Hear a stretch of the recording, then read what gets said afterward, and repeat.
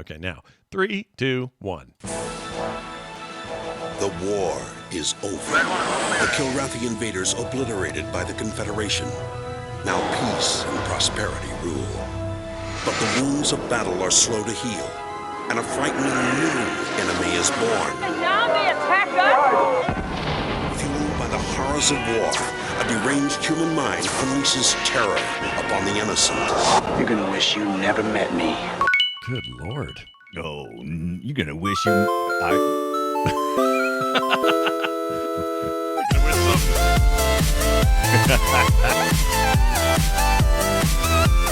Greetings and welcome to Play Retro. We talk about old video games here on Play Retro, and I'm one of your hosts, Scott Johnson. And them sure nice graphics in 1990.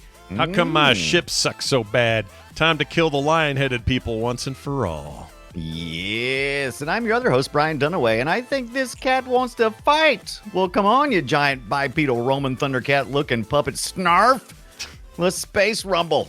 Hold on, let me insert disc 2 with FMV Mark Hamill. We about to get all 480p up in this joint.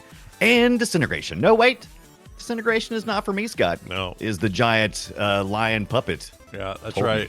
Hamill, Gimli, bad guy from Biff. Star Trek Generations. Can't think of his name all of a sudden. Yeah, he's in it. What are you? Oh, for a second, Biff is in it for sure. And Yep. then we also have I could have said his name if you hadn't have said the other thing. It's probably the guy, somebody from like the Police Academy or something, right? Like Malcolm McDowell. Oh, Malcolm McDowell's his name. Yeah, that's who I was thinking. And don't forget about Ginger Lynn, the adult star, and the voice of Tim Curry. Right, until they got to 4 or whatever it was, and then they dumped everybody and had nothing but like C-list people that I've never heard of. Oh, I think that was Prophecy, wasn't it? Because 4 was actually a continuation, and then Wing Commander Prophecy, I think, Prophecy. was the one that was the one that went direct to video. Yeah, that looked real which bad. is what it looked like to me. It looked everything was a porn setup in that thing that never paid off. It's real bad. But anyway, we're going to talk about Wing Commander and its legacy today, starting in 90, working its way, well, I may even take working its way into the later 90s. into our lives. But I may bring up where it ended up. Like Star Citizen doesn't exist without. It's still going, right? It's still sort of kind of going. Well, people like Wing Commander, but Star Citizen is basically what he envisioned for Wing Commander all those years later. Yeah. And we'll talk about it. We'll talk about, did he get there? Is Wing Commander there yet? Good old, did Chris Roberts get to where he was going? Yeah, I think he might have sort of gotten there. He's at least gotten to a place where a lot of people give him money without a game being done yet. Right. Like Chris Roberts guy? I love that guy. Let's give him some money. We'll give him some money because, he's got a legacy, and today's a lot about that legacy. So we'll talk about it. So stick around for that. Before we get into it, though, I just wanted to share a sad moment that also was good. All right? Oh, no, sad moments. Okay. The other night, I could not sleep to save my life. 2 o'clock in the morning, I'm freaking wide awake. I can't do it. And I don't want to watch some TV show, and I don't want to do anything. So what I did is I grabbed my Steam Deck, and I played Pac-Man for 2 hours. Yep. You played Pac-Man for 2 hours? I did. Now, I played which one, like 4. Championship Edition or just good flat old-fashioned old plain classic Pac-Man? Classic. Yep. Wow. I played it for 2 hours. 4 o'clock rolled around. I was able to go back to sleep, got up at 7, felt fine. For those who don't know, Scott has a wonderful wife, and her name is Kim, and she was probably going, oh, my God. If I hear wonka, wonka, wonka one more time. Yeah. She slept, as best I could tell, she slept through it. And I asked her after, I said, did you hear me at all last night? She goes, no, what were you doing? And I said, I was having the weirdest dreams. Yeah, it was really weird. I was dreaming about eating dots. I was being chased by ghosts. Yeah. And I was eating rice pellets. It was weird dream. Yeah. But and then I said, oh, that's weird. I don't know what would have caused that. Anyway, see you later. And I ran away. But anyway, I had earphones. What am I, 1,000 years old? The freaking earbuds. I know, right? I had me some of those brown library style. Remember those? Oh my gosh, those were terrible. Yeah. I feel like you were taking a hearing test. No, even worse was the green one, the green metal ones that were so super heavy. You know what I'm talking about? Also like, bad. That texture stuff on them. They were made out of like pure metal, the whole thing. Yeah, they were horrible. Look, plunk. Growing up in the 80s with libraries, neck damage. Everyone out there who's listening, you know what we're talking about. Okay. They kind of reminded me of like maybe leftover military products. Maybe that's where they came from. Like what do they call that? The the army surplus. That's what. Yeah, it there's is. Army surplus. Yeah, that's it. The Army surpless store. That sounds about right for my I used school. to love going there. I'd go there right now if I knew where one was. Those are cool. Oh yeah. Those are cool, man. They got like helmet shit and like grenades that don't work and stuff. It's cool. They get slightly used helmets with holes in them. It's sweet. I'm all in on that. All right, Brian, what did you get up to while you were sleeping fine? Oh, well, I was hoping to complete my Patreon video this past weekend. Didn't quite get there, but I did get, because I had some trouble with my PLA printing that I wanted to do, but I finally actually did get some PET printing in. That's a little different filament I use with my 3D printer. So we've been talking about this spinner that I got. It's a GRS spinner with a wheel, and I'm working on this case for it. And I wanted to put a little bit of air in there, so I printed out this orange with a little honeycomb pattern on the top, and it looks pretty good, and it's very functional. So far, I'm still working on some hinges for the backside, doing that in Blender 3D. And as soon as I get that done, I'm hoping this weekend, even though I did get a resin printer. So did it get hot in there or something? Surely I won't get sidetracked. Well, it was getting a little bit hot on this 12-in-1, but I think something else was going on. I don't think it was supposed to be getting hot when I did some research. So I may have something else going on. So I'm going to look at that. But I also wanted to make sure, just in case. I was like, well, in case I don't want to like totally close it up, especially if it's getting heat in there. But like I said, maybe I had something wrong. Maybe I had something in the wrong spot. You guys I'm know just how saying. you know how great it is that Brian was driven into 3D printer world because of retro gaming. That's what put him. I didn't see it coming. I didn't see it. I was like, oh, I need a bunch of. I started ordering stupid display stands off Etsy, and I'm like, well, for this price, I could just get a 3D printer and do it myself. Yeah. Because if you're just ordering one or two, like most retro gamers, it's fine. You don't need a 3D printer. But when you start getting into 20 and 30 cases, you're like, okay.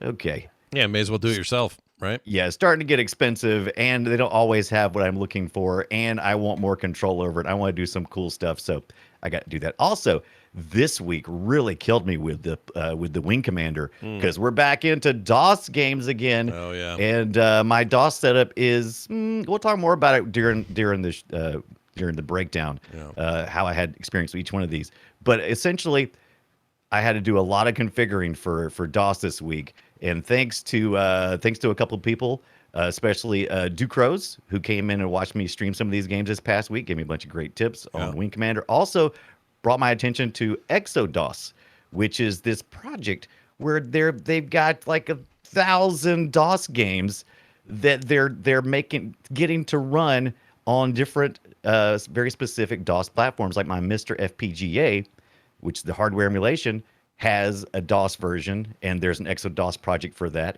And all that stuff is just already done for me. Manuals, ROMs, everything is just in there already. And all I got to do is do a little bit of configuration. Took me like 30 minutes or so. I was able to make it run, and it looks good. And so I'm pretty excited. I spent a lot of time, though, before I got the hot tip, working on DOS in RetroArch using Pure DOS, and also purchasing some of these games on Good Old Games, and we'll talk about that as well. On the Good Old Game stuff runs pretty well, I've found. It's not bad. It's according. Some of them are DOS box, and some of them are configured well, and some of them are configured not as well. But generally, it's a good experience. Same with Steam. Yeah, Steam does a pretty good job too. Yeah. It's amazing we can run these games at all after all this time, you know? Yeah. There's actually been a couple of initiatives. Man, we're going to get into it in a second, but Wing Commander has one of the most active communities I have seen of any retro game we have played. People are still doing it. If you go to WCnews.com, there is literally content being created every day. WCnews.com. And a lot of the stuff I learned about was, oh my God, it's crazy. Here's what they wanted. What Wing Commander fans wanted was when Origin Systems was bought by Electronic Arts. Yes. They felt like, guys, here's our chance. We're getting bought by a huge publisher developer, and they're going to give us all the backing we need to really go for it. We're going to make the next generation of one of these games. And they kind of did with Freelancer. What was the other one? What's the other one? Freelancer and Privateer. Privateer. Those are amazing games, and really did seem like, wow, we're on the cusp of the next thing.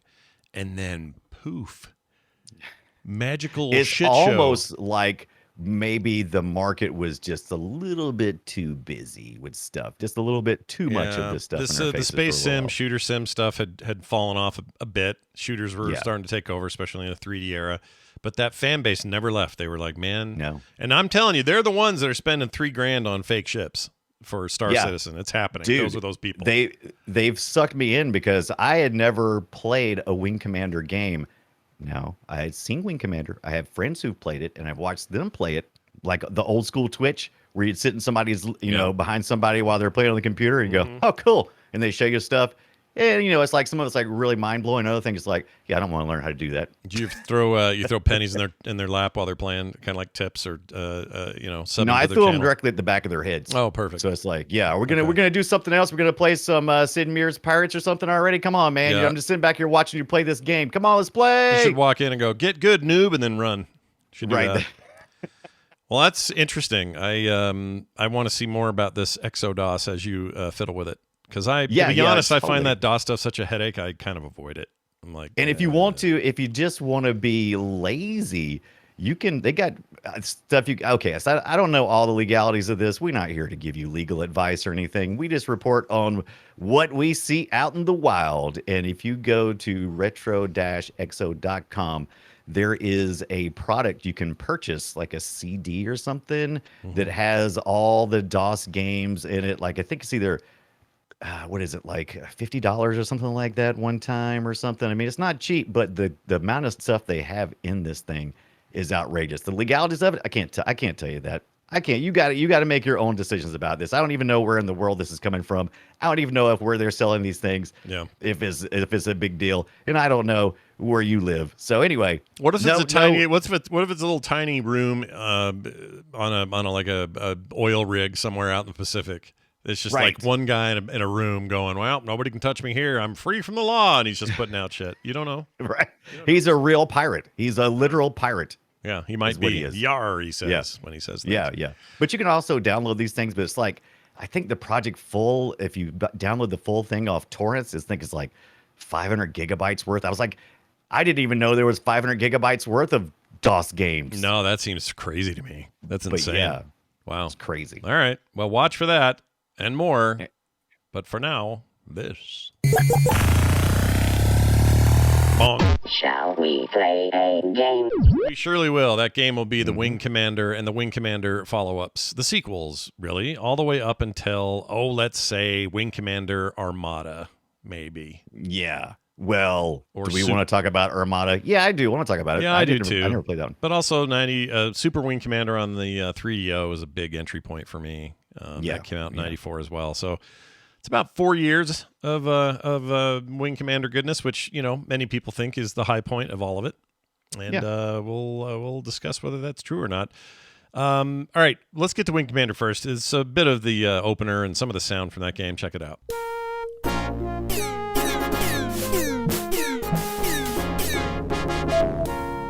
I mean, if you had a MIDI card, this is what you got. Listen to this. This is when you're getting missions.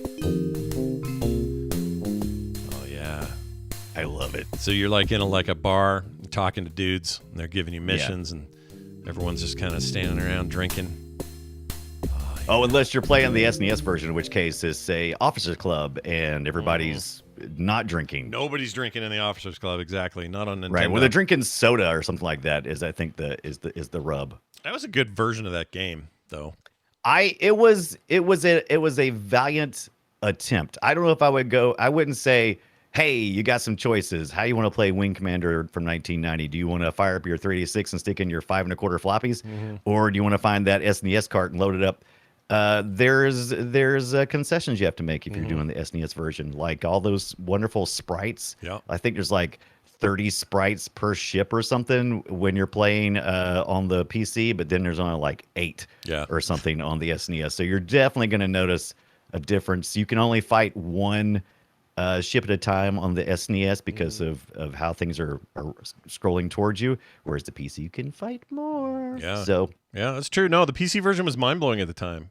This thing had like 32-bit graphics, had the space combat and management stuff, which would not, at the time, was like unbelievably new. Like nobody was doing that stuff with anything like this game.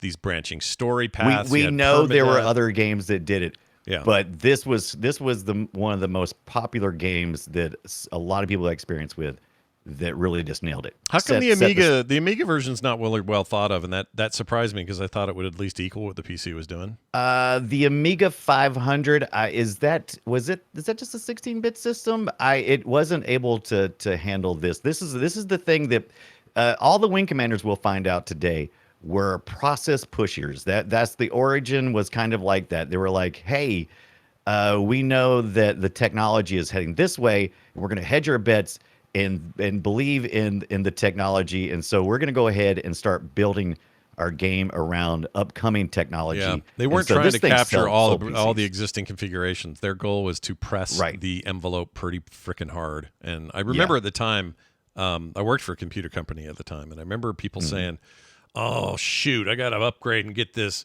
486 DX4 whatever. It's not. I can't handle my 386 DX SX 33 whatever won't work. Right. And I don't have enough RAM, and it's all this stuff. Won't work."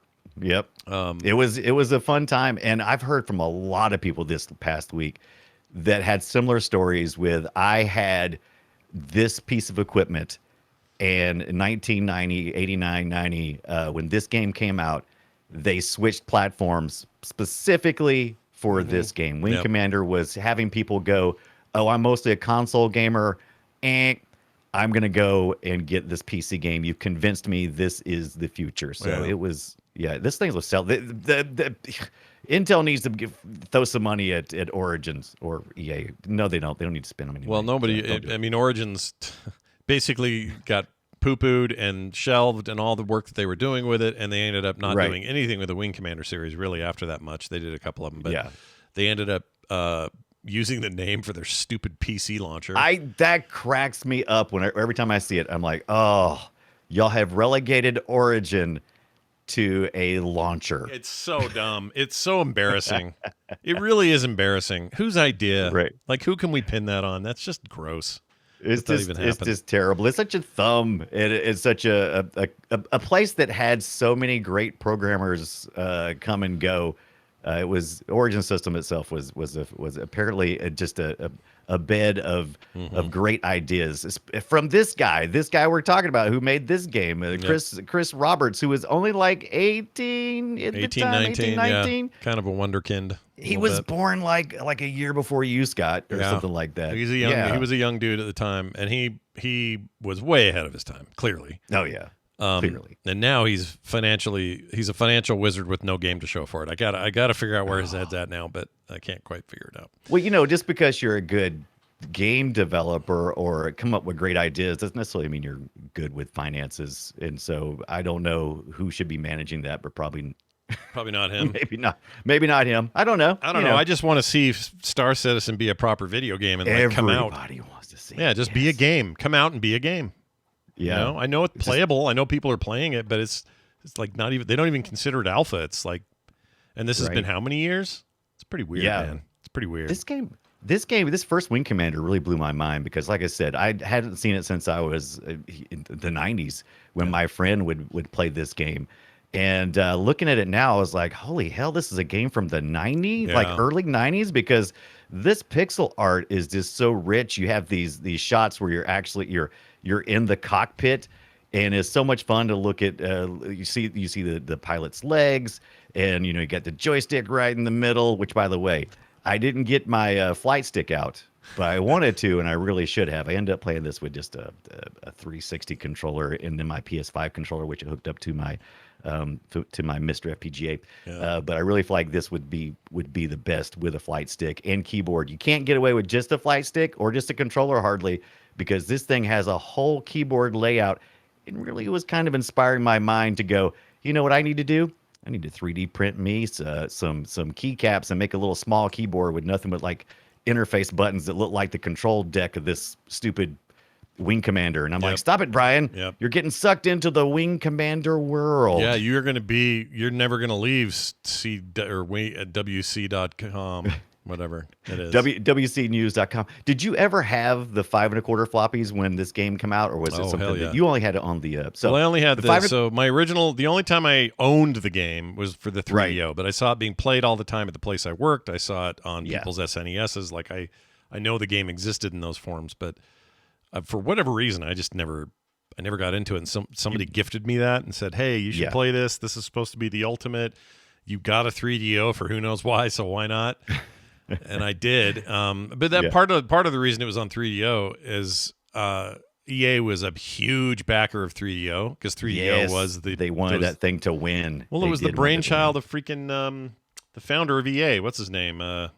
Plus they had burned all their bridges with other places, and they were getting sick of making bad deals with people. So it was like, we'll just do our own. We'll get involved with our own people. Yeah, we'll do our own thing and do our stuff. Somebody today told me that some of their favorite face sprites in a video game are in Wing Commander because they are 100% symmetrical, with the exception of blonde mustache guy. Everybody else are right down the middle, baby.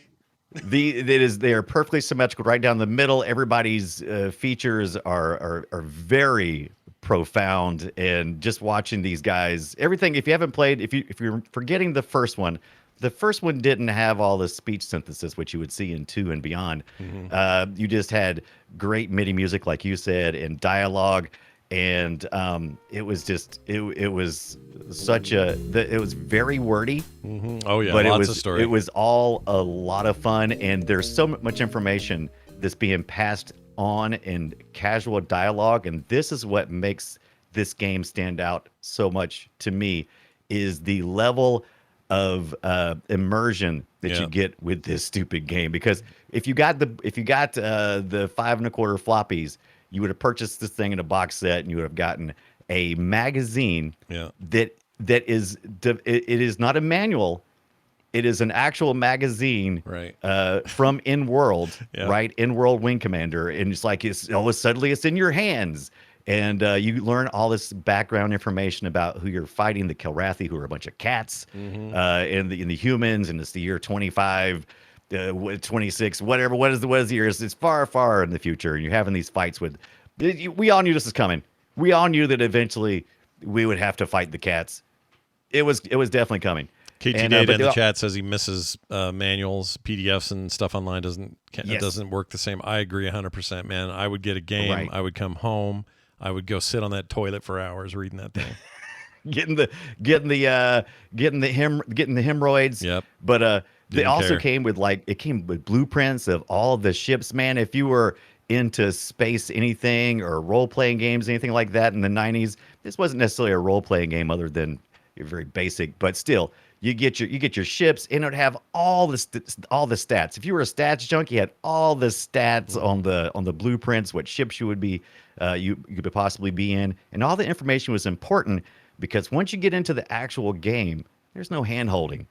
And so you have to get all of your information from dialogue, from this magazine that kind of doubles as a manual, and also copy protection as well as the blueprint. If you had the 5 1/4 floppies from the original, it was that time. It was the 90s. You had to, they would ask you a question when you start the game up, and it would be some kind of numeric value that you'd have to go locate, like, what's the range of Hornet's laser, and you had to go look up and find the exact number and type it in before you could play the game. So this game is a real hands-on type of game that just it took that level of immersion that's just kind of hard to replicate. I agree. In today's markets. They try to do it again 1 year later with this. How goes the war against the humans? The Terran carrier Tiger's Claw tried to attack us here at Katithrak Mang, but my stealth fight has destroyed it, and soon we will demolish the rest of their fleet. Speak of your plans, not of your toys. Tell me how you will defeat the Terrans. Yes, my Emperor. Without the Tiger's Claw to defend them, anyway, that's basically it. It's that's a couple of cats. The Kilrathis are so stupid, man. Look, I got nothing good to. I have nothing bad to say about Wing Commander as a series, but I think those designs for those villains are straight up poopy pants. And even though in 2 they have cool animation when they're talking, when they get their faces going, I dig that. But why you got cat people in space? That never felt like space to me. That felt dumb to me. You're okay. So you are right in the context of 2023. I was thinking about this past week. I was like, oh, this is ridiculous. This is so stupid to have a bunch of cat people in space. Who thinks of this stuff? And I'm like, wait, we just came off training all of these kids to love things like Thundercats, which is just bipedal cats. You know what I mean? Big cats. All the 80s was all of this weird mixed match of different things. Anthropomorphic looking animal people. I know. In serious roles. It was our time in America to try to figure out if we could get anime rolling here in the US. It didn't take off like it did in Japan. But yeah, all that stuff, furries, all that kind of stuff upcoming. It seems weird now, but in the context of 90, I think it would kind of work. 90, 91, yeah. I remember seeing it, though, and going, ugh, these really were fighting cats? Like, what is that about? Like, I just wanted aliens then. I wanted Star Trek-y looking aliens, and instead I got these furry dudes, and it just bugged me. They feel kind of like Klingonish, though, if that makes sense, because they talk about honor and that kind of stuff. And it's kind of what you would think about pride, and that's how these big cats operate. And it's like, there's no fooling around out in the in the deepness of space. It's time to get real. It was you're right. It was 100% Klingon-y. They were going for that warlike, but honorable, but not, but all that. That's what they were doing. Warriors, they were riffing on warriors. it. Yeah, and I guess that made it unique. I don't know. It didn't, for me, it was just like I could not take them seriously. The entire series. And when they went with FMV and things got full motion video down the line, even worse, man. Guys walking around with freaking heads of cats in their robes going, we got to stop the Terrans. We're cat people, right? Yeah. Like, it sucked. I laughed out loud the first time I saw the FMV stuff for the cats in there, because it's not puppets. It kind of is. It's people.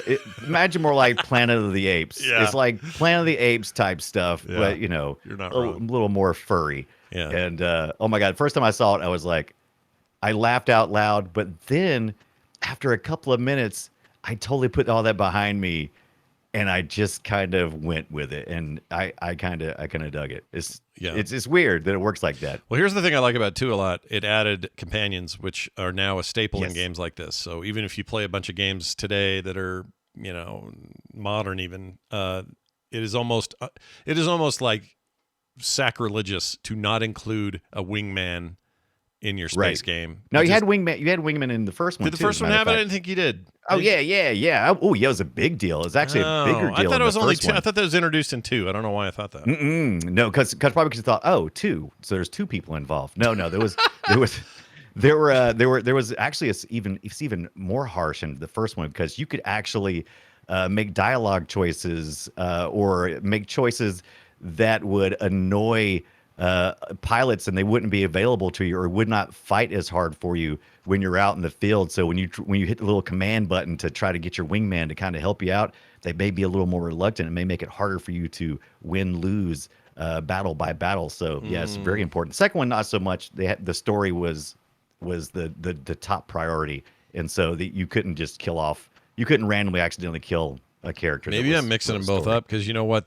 The one thing I notice about it is they're all the first 2 games, combat wise, they look almost identical. There's not a huge jump. Yeah, they're very close. Everything really cool everything outside of that, huge upgrade. Like the dialogue, the voice. Here's some voice right now. Actually, this lady. Let's see if we can get her. Oh no, they didn't voice all of it. Some of it's just text. But it's what they did use anyway. Obviously, that was a big deal. But it's way more colorful. It feels like this game's, I don't know, kind of ahead of itself in this regard. Yes. The presentation. Yes. But then the play, you were like, okay, this is Wing Commander more. Get more of that. And then a year later, that's fine. It's a year. Yeah, it's a year. I really liked how they did this too. The voices could be very problematic, especially today. Not so much in the early 90s, but in the first one, you had written dialogue that was written in stereotypical language. So if anybody was doing a bad impression of a particular race, that's on you. But in part 2, they actually had spoken dialogue. And so it was like, ooh, Ooh, this is definitely early 90s. You would probably not want to do that today. That would be a bad idea. Yeah. And some of that dialogue, dude, just listen to that again. How goes the war against the humans? I mean, these are devs in the room. That's what they're doing. Yeah. I love the Kilrathi voices though. They're really good. They're not but bad. This is typical of a lot of sci-fi. Of any time you have it's international. That's what this was. This was like, I think as Chris Roberts described it as World War II in space. So you're in a place where in World War II we had a lot of times where we'd have troops that would be blended together with different from different countries and things. So that's kind of where they went here too. And that's one of the things I love about sci-fi, just introducing all those people. Just if you can do it respectfully. It's really good. It's really what's good. great in sci-fi, like Star Trek always does, is you can ask hard questions, but do it in this package so that the hard questions are not impeded by current day hangups. Yes. So you can discuss these issues, and there's tons of examples of this, but Star Trek's a great one. Star Trek always dealt with issues that we had to deal with as people, especially things around the time that the show was made. And did it in a way that was palatable by everybody because you weren't forcing it down somebody's throat, or you weren't like saying, we have race problems. Instead, you say, hey, way in the future, Kirk and Uhura kissed, and now you got to go. That's not even the most. That was the one that was the most real, had the most impact. The most hilarious Star Trek episode of the black-white race was when they literally had two races, like Twix bars. One had the left black and one had the right black. I love those guys. And vice versa with the white. Yeah. And I thought that, I was like, oh, geez, Star Trek, why don't you just beat us over the head with that one? Geez, what are you trying to say? Yeah, that was a funny one. I can't decrypt your... Yeah, but they, that's what Trek has always done. I think any good sci-fi and Star Wars to some effect, which is a little more arcadey, Yes. They still get to do that as well. And Wing Commander did that. I agree. The stories were deep and good. I'd say the first game's story was a little more depthy than 2, and 2, the money was definitely spent on presentation more than like branching storylines and stuff. Right. Yeah, the branching storylines were much more important than the first one. The second one, it had a smaller story because they probably did this by design. The story was smaller, but it was more, everybody probably got that story. Like in the Wing Commander 1, you could go back and play it today, and you could have played it for however many hours back in the day, and you could get in and play and have a totally different experience, fly with pilot you've never flown with before, because there is permadeath in this, by the way. So like if you or one of your pilots, the co-pilots, dies, that's it. They're dead. They're dead, which is hilarious, by the way. I'd love trying to figure out names to name my pilot, so it would be hilarious when they have the after you die, they had like the little funeral. Yeah, and they fire lasers off. Yep. And so we will miss dumbass Colonel stuff like that. Colonel dumbass. Yeah. And so that was always fun to do for me. Yeah, I agree. It's a really cool couple of games, I think. And the second one also, by the way, when you killed the Kilrathi, which is what you're supposed to do. Stupid name, by the way. Can we put that out there? Kilrathi? I like the Kilrathi. Stupid. Stupid. I like, but I do. In this one, since we can hear, since there's a lot of dialogue in when you're talking to people like in the bars and stuff, and then there's more dialogue when you're getting out in the fights and stuff. And one of the things the Kilrathi do is they have like these death cries and stuff. So they may say something smart like, "You can't defeat me!" It's just this great. That stuff is good. I love that kind of crap. Big fan in all games and movies and television. I like it when people do dumb death cries. All right. Then 3 came around the corner and sounded a bit like this. Peace. Have we ever known anything like that, Paladin? Not for a long time, laddie. First the tiger's claw, now this. Enough. You are not to blame for either. Some would disagree. This is Colonel Christopher Blair. Report to Admiral Tallwin. The wreckage of the Concordia has been located on Vespus off the Mistral coast. Evaluation. Total loss. Just like Corvette Summer. Yeah. Mark Hamill talking to John Rhys Davies right there. Paladin, who you'd seen many times before. And I'm glad they got John Rhys Davies. That was was No, pretty this is cool. all a good get. I don't know how they actually did it. Like, we may not have thought of Mark Hamill as having much of a career in the 90s, because we really didn't. He was doing cartoon voices and this sort of stuff.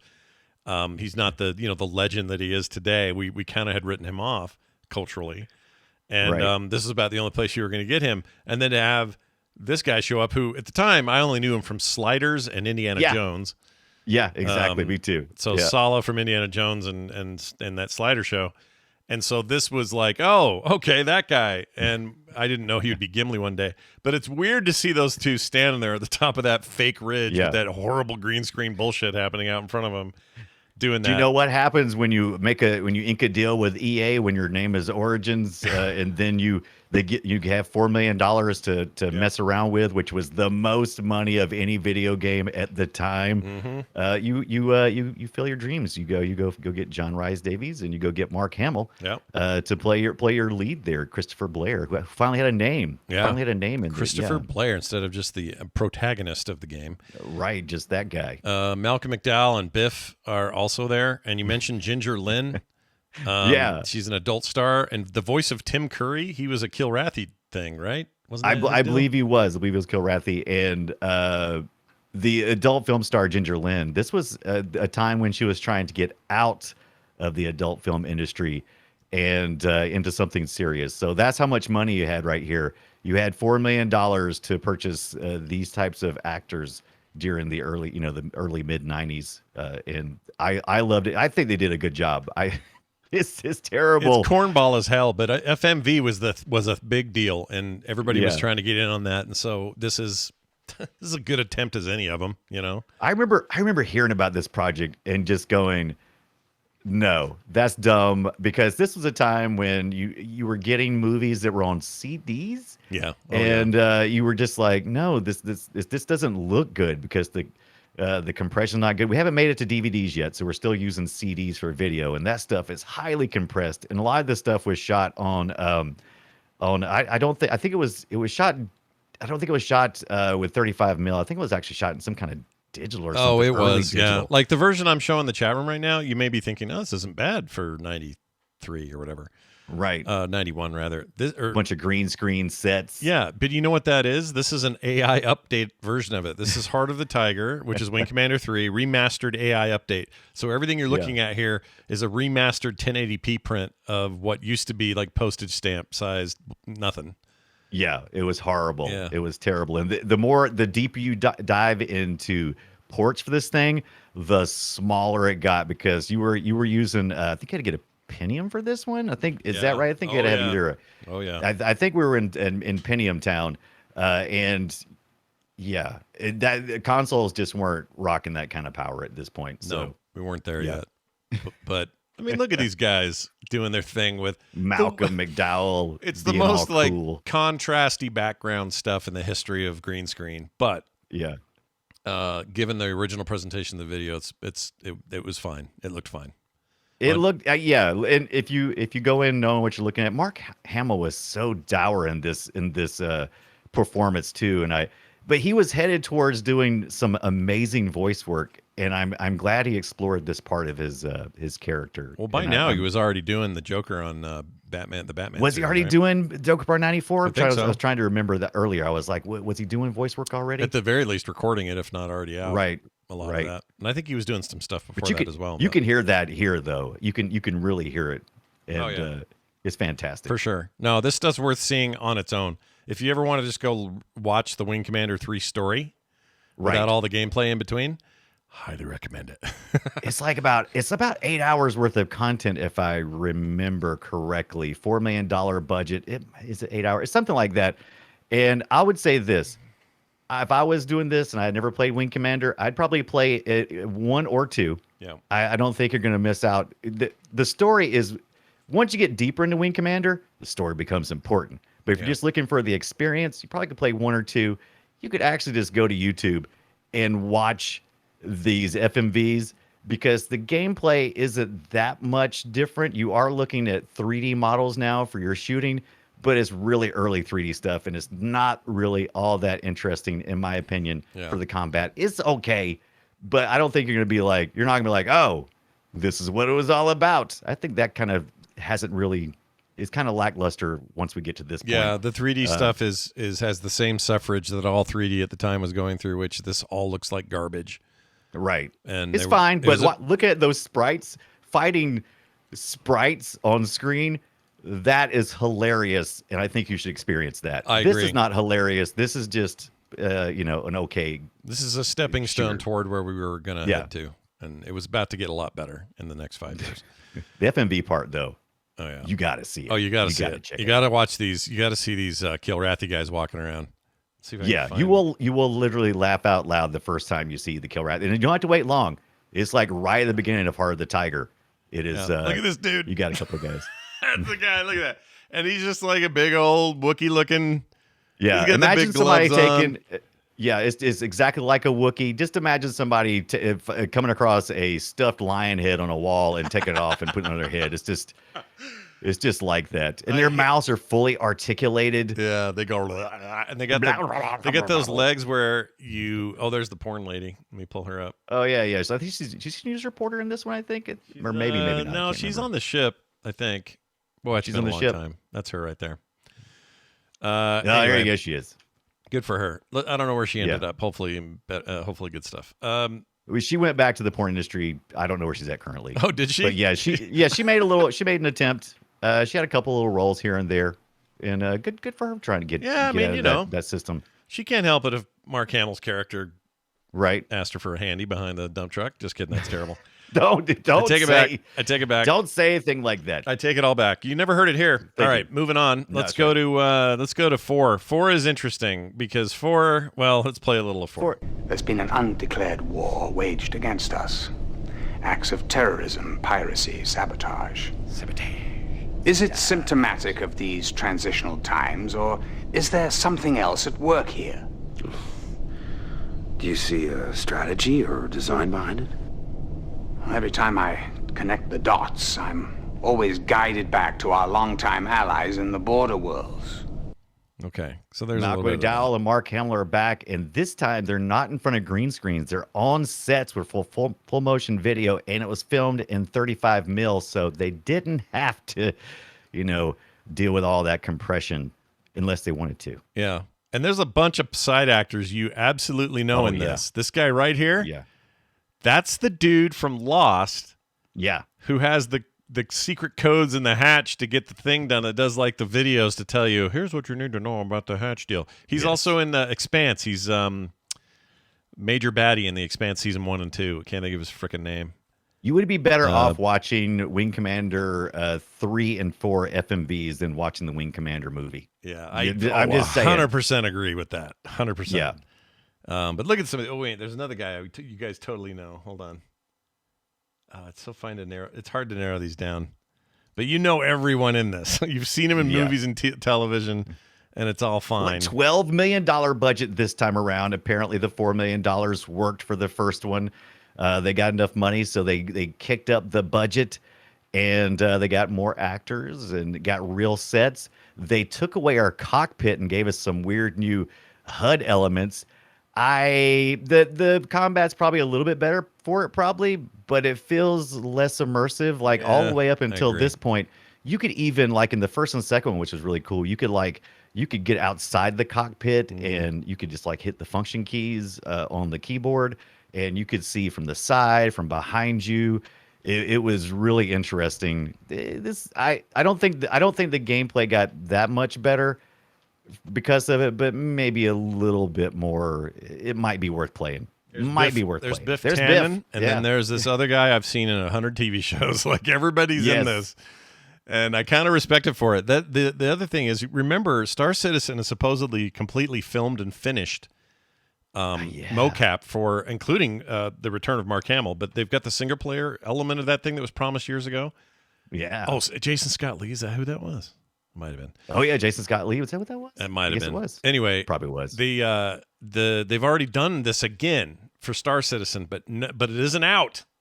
Yeah, not Mark Hamill. This is a totally different story, right? Yeah. Well, Mark Hamill's in it, but it's not tied to this Right. universe. Yeah, it's not tied. Yeah, okay. Yeah, they don't have the rights to it. EA still owns all that shit. Oh, and they won't do anything with it. A bunch of buttholes I know. EA is. They are buttholes. I don't like them. All right, then things take a real dip with the game Wing Commander Prophecy, which I will now share with you.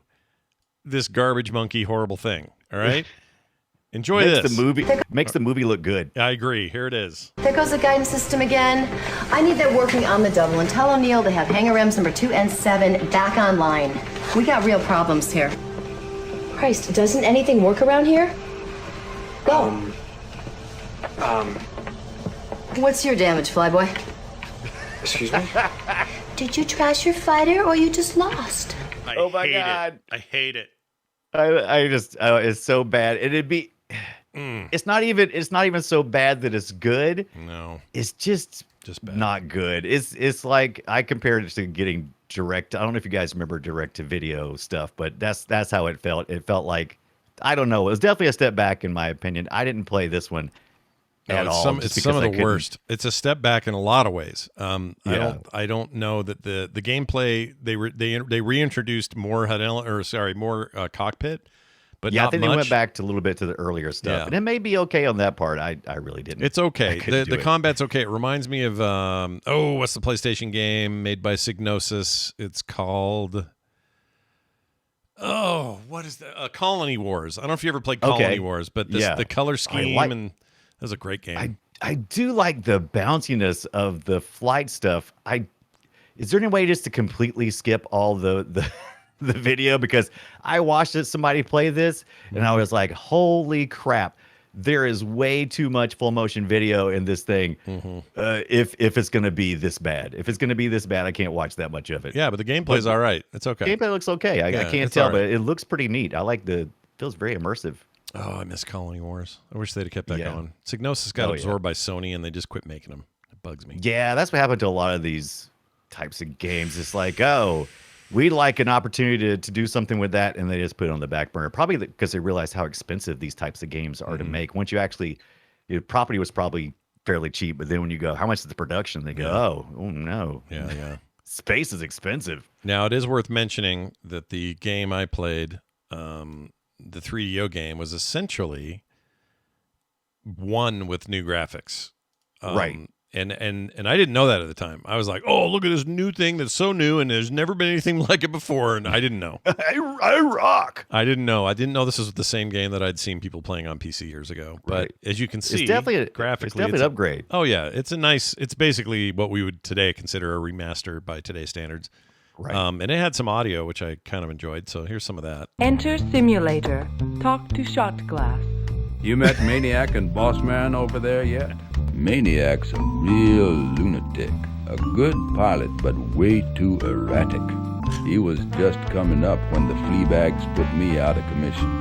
It's that kind of stuff. The flea bags. Everything has, by the way, 1 and 2 especially, they still nod to it in 3 and 4, but everybody has a nickname because that was one of the things you did in the first and second one is you gave your character, they usually had like a last name, like in the military, and then you'd have a nickname. Like you would assume that's how that would be. So I agree. Yeah. Yeah. It's a good game though. It's fun. I mean, again, it's just a remaster of a game you already know, but yeah, I liked it for what good. it was. You got the cockpit look. Is it sprites or 3D rendered? This would have been 94. Yeah, it's still sprites. 3DO wasn't great at doing much else. 3D wise, they had some 3D stuff, but for the most part, those games were still sprite games. We need to dig deep into 3DO one day because I know almost nothing about 3DO. Oh hell yeah, dude! Stuff. Hell yeah! Why don't? Oh man, I tell you, the sprite landing in the ships when you would go on missions and things, and like the first and second ones when you would go on missions, or like if you had some kind of task you had to do, then you'd have to. The thing I dreaded the most, returning back to home base because I'd have to land. And it would sometimes be really hard, especially in the first one. And I'm like, oh, this is the hardest thing I'm having to do here is to freaking guide this stupid ship into that stupid pixel ship that really doesn't have any 3 dimensions to it. Yep. It's the good days, the good times. Right. Well, there you have it. That's that. Now, there's other stuff. There was special ops and secret missions. There was Wing Commander Academy.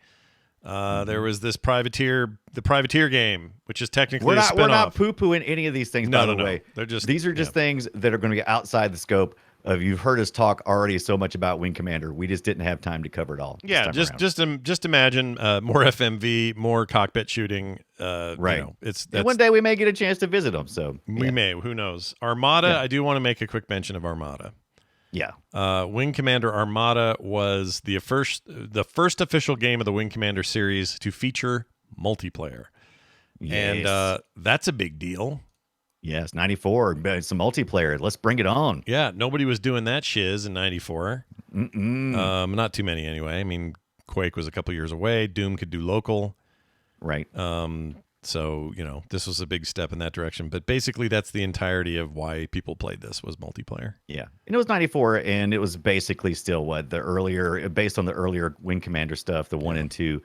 And so you said sprite graphics and that kind of stuff. I didn't get a chance to play this, but man, I would love to go back and visit it. Another game we've visited this year that I'm like, oh my God, I really need to complete Wing Commander because I really got sucked in to this lame ass story. Yeah, I don't know why. It's okay, but in just video games, it's a in. good story. I think in film, and of course, the film did nothing like the games. The film is straight up garbage. That is a bad movie. Right. We sacked it on Film Sack, another podcast that me and Scott do. Yeah. But I don't remember anything about it, and I can't remember if it was because they were using all the hot young star actors from the time, like Freddie Prinze Jr. Was that the failing factor for me? I remember watching it and going, I can't get into it, but I don't remember. Now I got to go back and visit again. There was also an animated series I never got to see. The Community. We started this podcast talking about Community and social media stuff, and you might not have heard it because it was pre-show. But I think this is just it's such a great community. These people, oh my God, if you want to see what all of the original box stuff look like, you just go to this WCnews.com. There's a new vinyl coming out based on some of the great jazzy kind of music that you would hear in this game, in these different series, and it's just full of active people, and I want this kind of reminds me of how I used to feel about Stargate. You can't just go anywhere and go, did you watch that Stargate? But when you do find your Stargate people, you can have some long discussions, great discussions about how great everything is, even though it's stupid. It's like the Goa'uld. What? Yeah. That's a dumb name. Teal'c. Who is that guy with the weird the emblem thing in his head? It's just sit down and watch it. Is that MacGyver? Yeah. Sit down and just watch it. Trust me, it's good. Yeah, it's good in that way that we like bad things. Okay? Right. But it's good. But it's good. But it's but bad. It's not for everybody. But it's bad. But it's good. But it's good. Yeah. Keep it in mind. Everything will be fine. All right, time to play Guess Our Game. Destroy it. We are going to play audio from old games and then see if each other can guess what it is.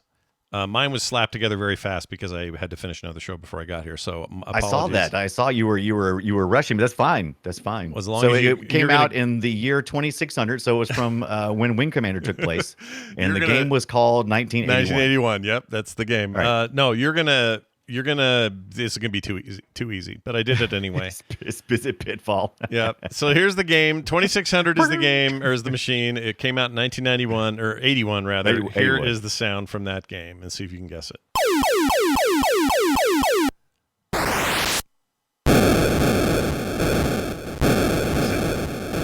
Any guesses? Is it Defender? Nope. You get 3 guesses. That's how we do it. I mean, they all sound the same. I know, that's why I did it. Okay, so I'll just go down a list. Defender, Missile Command, which we've covered here. Stop right there. Is it Missile Command? It is 100% Missile Command. Congratulations. There you go. Now, here's the thing about Missile Command. Missile Command, the giveaway is this sound here. Yes. Which is not like the arcade at all, or this at the end. That thing, that's totally Missile Command. And I figured those two things would give it away. I think Defender uses that first audio sound too whenever you get into, when you do the hyperspace at the top. This thing? I'm trying to remember. For the 2600? I'm trying to remember. It seems like it's somewhere in there. Maybe I'm getting it confused. But anyway, Let me look it up. like I said, I was about to list off about 20 games that sounds exactly like on Atari 2600. I'm going to find this. So let's go Defender 26, because it wouldn't surprise me. They reused all their sounds all the time, Oh, right? yeah. Okay, so let's play that. Defender Atari 2600. Let me get a little audio in here. Pretty close. Yeah. A little more squeegee, a little more... Yeah. Whatever that is. Whatever the word is, I can't say. More Atari, more 2600-y. Yeah, that sound chip was capable of like 3 farts and a noise, and that's it. Yeah. I'm going to play yours now and see if I can figure it out. What year are we talking here? It was the year 1987, so we stayed in the 80s this time around because I felt like we've been doing too many 90s. You must have felt the same thing, so I kind of went 87. Yeah. But it was for the NES, and I'll just tell you this, a lot of people have asked us to do this one. So let's see if let's see if it's doable by the doing of the does doing. Here it is.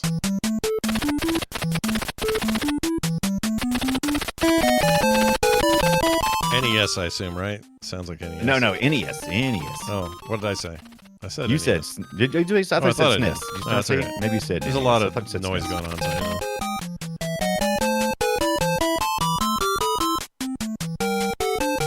Oh, I said, actually, it was 89 when it came out in the U.S. I apologize. It wasn't 87 when it came out, but 89, not that it really matters. No, I like it. This is better than not remembering what game you had, so this is good. Right. That was the Japanese release date. I usually try to give it the North American release date. This is a Hudson Soft. Okay. This isn't Kid Icarus, is it? No. Okay. Is that any good? I feel like a funeral on this part. I don't know. I am shocked that the chat room has not shouted it out. As many of in the chat room that anytime we get anywhere near daggers and wing boots, that they guess it. Daggers and wing boots. Yeah. Well, that sounds like Kid Icarus. No. Right. Monsters, they await you. I don't know. I don't know what this is. Fact Xanadu, our good friend, finally did come to town for us. That is Gam. Gam? Gam got us in there. But Fact Xanadu is the name. Oh. Yeah, Gam, I can't say less of it. Yeah. I thought you said that was their name was the name of the game, and Gam was the name of the... No, Gammon's, I can't say the name in the chat room. Got it, though. Yeah, it was definitely Fact Xanadu.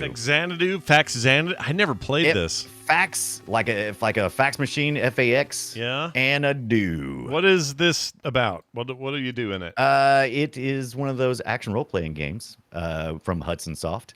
And you control your Fax Xanadu, and it's unnamed wonder who returns home. Guess what? So there you go. Gameplay, you just side scrolling. So you side scrolling, jumping, and you control Fax Xanadu. It's classified as a Metroidvania, one of the earlier Metroidvanias you saw. So yeah, just a side scrolling. Do you have a weapon type. for fighting? I love this You have a dialogue. weapon? You have a weapon? Oh, let's hear what this guy says. All right, hold on. He says, "Hello, I sell tools. What would you like? What would you like? Hold on. What would you like? Hand dagger, red potion, elixir. Okay. Thank you for shopping. This is great. Thank you for the shopping, please. Hello, I sell tools." That's amazing. All right. Well done. You beat me this week. Good job.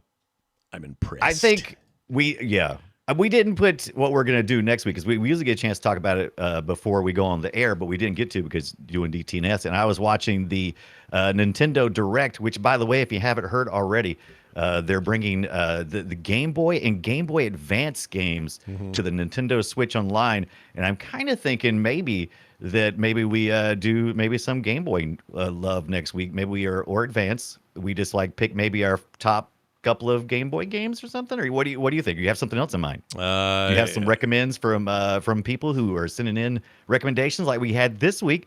We did this one for Wing Commander because last week, let me get it pulled up here. It was recommended by a listener, and that listener's name was me stalling for more time. Uh-huh. Paul from the UK, Yeah. but Paul wasn't the only person who recommended Wing Commander, but he was the last one. No, we got all kinds of that recommendations for it. Yeah, I don't know. I don't know what our best thing is. The fact that they announced that does make me think we could poke in there a little bit.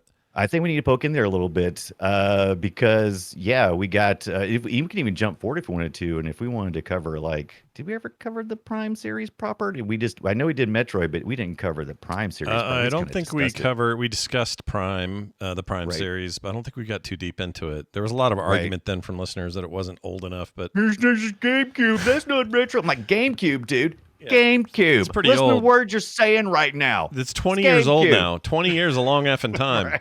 For a console. 20 years. That's a long time. It's GameCube, man. If it's not Pitfall, it's not retro. Look, some kid died. Some kid was born the week that game came out, and he is 22 years old now. He drinks. He's got better insurance. He's got a job. He finished college. Think about that. He's walking around telling other people, it's like, oh man, when I was 5. Yeah, because that's with LBO. There's actually probably a 27-year-old, 28, almost a 30-year-old, probably a 30-year-old going, oh man, when I was 6 and 7, my dad let me play Metroid Prime. That's right. That's right. Somebody in their 30s right now is walking around being reminiscent about their 2 and 3 and 4-year-old. Here's what we'll do. We'll keep them on the edge and on the hook until we figure it out. You and I will come up with a thing, and then we'll tell them. All right? So if we decide to go, people always like anything before 2000 is retro. Yeah, but it's just arbitrary number picking.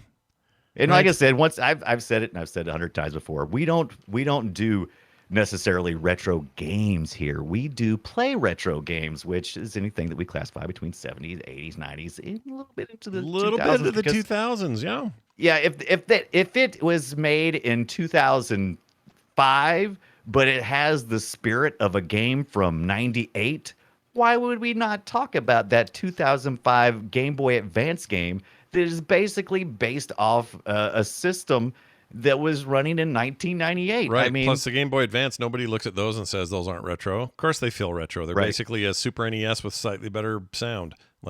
That's really what it is. I don't know. We got to think. We'll think about it. We'll come back to you. Okay. We'll let you know what next week is sometime during the week. All right. We should have called this the Scott and Brian rant this week. Yeah. You guys, if you haven't heard our Patreon pre-show, boy howdy, did I go off. You might enjoy it. I don't know. Maybe you won't. But I do want to talk about these texts we got. We got a couple of them from listeners. These came to us at 801-471-0462. Bill Edwardson's on Patreon says, listening to Play Retro Aliens episode, and you mentioned Bill Paxton's Game Over being used in different games. There was an Amiga car game. I think it was maybe Need for Speed.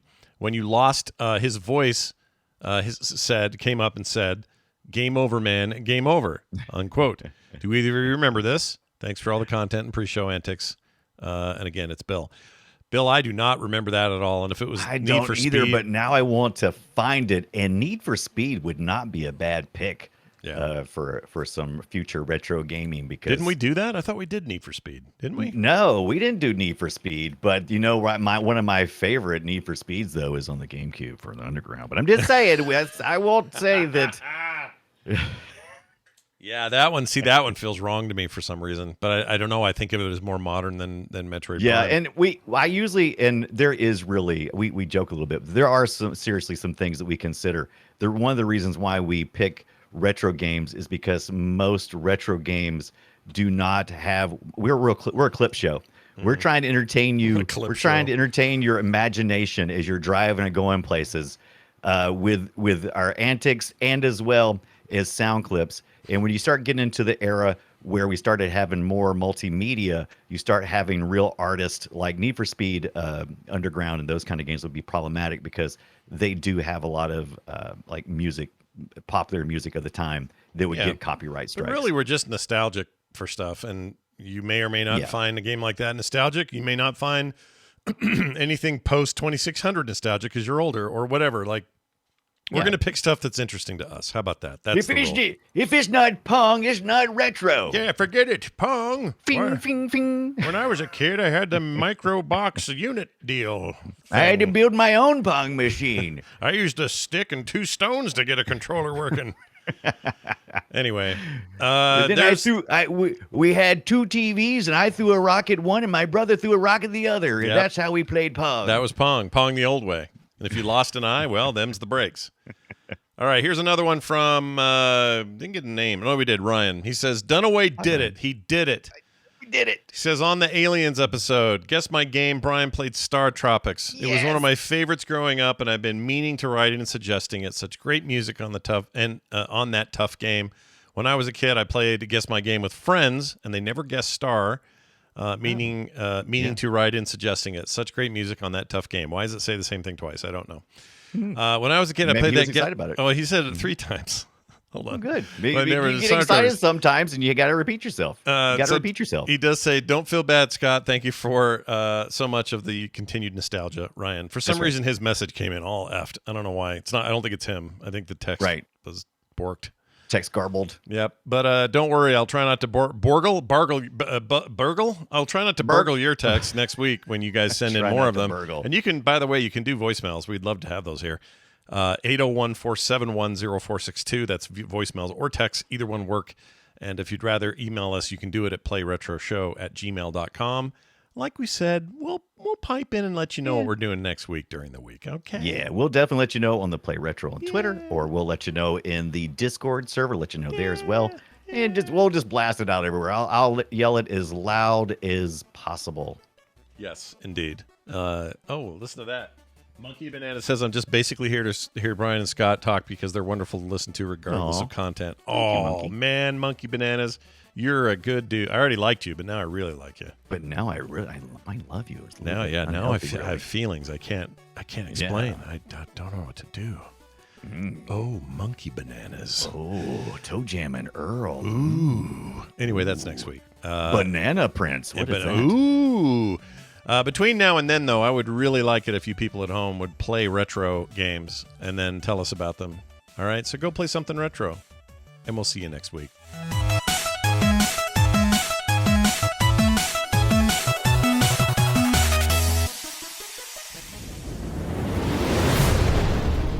This show is part of the Frog Pants Network. Yes. Get more at frogpants.com.